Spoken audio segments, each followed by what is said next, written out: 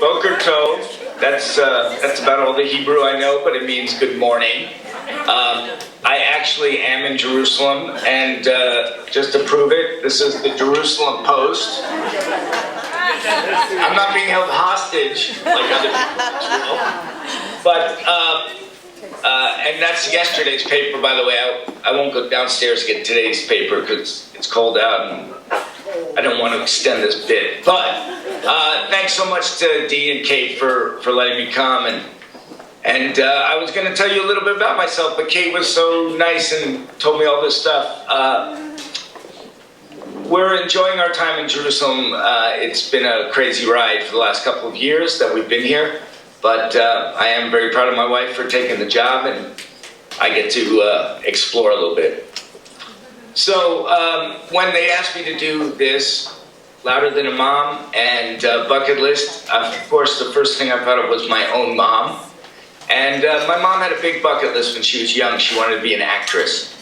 She was a young Jewish girl in Brooklyn, and she loved the movies. A Tree Grows in Brooklyn was her favorite movie. And she found out, she graduated from high school. Oh, she went to high school with Larry King, by the way. Yeah, I forget what his real Jewish name was, but whenever we talk about it, she would say, "I'm not surprised, he was always such a big talker." So she graduated, and then she was at Hunter College, but she found out that you could take classes at the Actors Studio where Marlon Brando and James Dean studied, and she was really excited about that. And she was 18, maybe 19, and she still lived at home in Brooklyn, and she was taking these classes a few nights a week and coming home late on the train.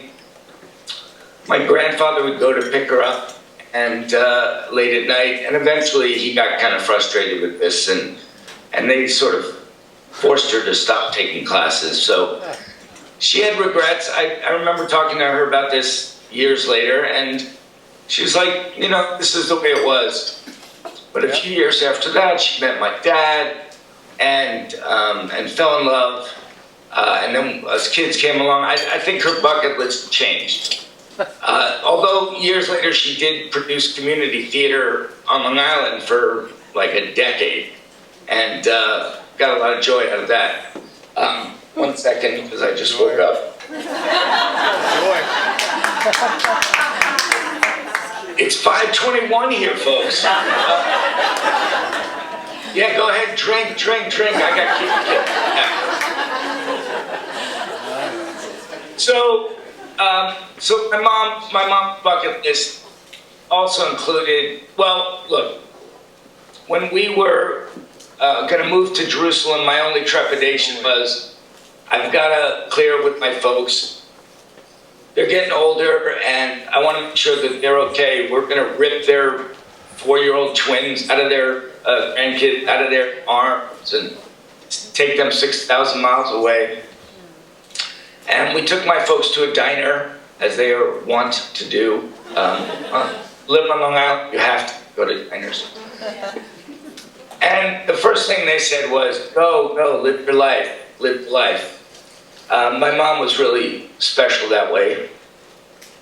And we did, and we came, and she said more than once out loud that really part of her dream was to come to Jerusalem to visit us. Unfortunately, she and my dad were not in great health, and they really were never able to come. But last June, I went back for their 60th anniversary. I went back to New York. 60 years is insane. That's crazy. And they were very excited, and we had a great week. We had a family celebration for them. Again, we ate at diners. It was a lot of fun. And so it just so happened that week, so one of the things that I've been doing here in Jerusalem is I've become great friends with and started collaborating with a guy named Yisrael Campbell. Yisrael is an Orthodox Jewish stand-up comic. Laugh, he's very funny. But Yisro was born Christopher Campbell, Irish Italian Catholic from Philly.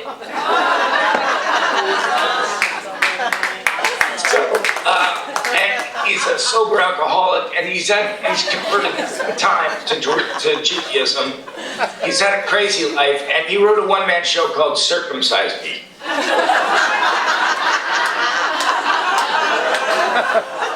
And it's a very fun show, and last summer, we were remounting it. I was directing him in it. We were going to the Edinburgh Fringe Festival, which we did. It was a lot of fun. But because this was in New York at the same time as my folks' anniversary, we decided we're going to put it up in New York. I used to teach and direct at the Magnet Theater when I was there, and they were generous enough, and we got the space, and so we put the show up. Mostly it was a vanity project so my folks could see it. So we had a great night with them, and it was the night before I was flying back to Israel. And Yisro did a great job, and lots of laughs. My parents just loved it. My dad, unfortunately, has Alzheimer's, and it's a little tougher on him these days. But he had a great time. Jody's folks came down from Boston, and the show went great. And then we went to a restaurant next door for drinks and a post-show nosh and to chat about it. And we were at the restaurant, and about 20 minutes after the show, my mom collapsed at the restaurant. And first we didn't know what was going on, and then we called 911, and she went to the hospital, and she had a severe stroke. And she was in the hospital for 5 days, and then she passed. It was all, and it still is incredibly surreal. She had been having such a great night, and we had such a great week, as you can imagine.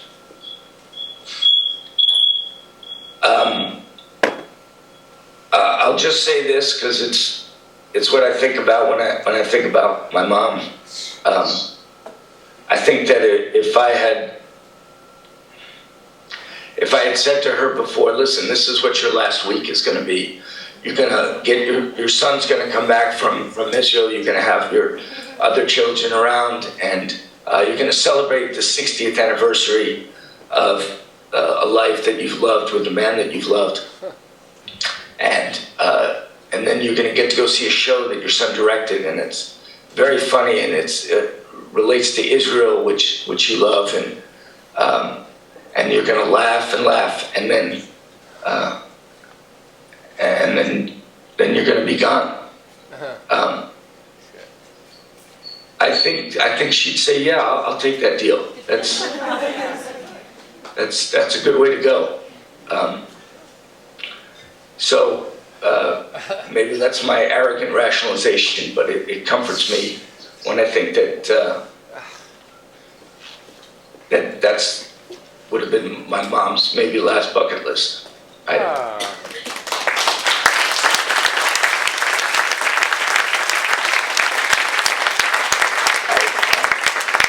So I know you're having a lot of laughs there and so forth, but that was just a story I felt I had to tell, and I thank you for letting me talk about my mom a little bit. And thank you.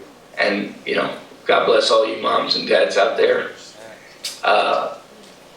And I think I'll probably go back to sleep soon.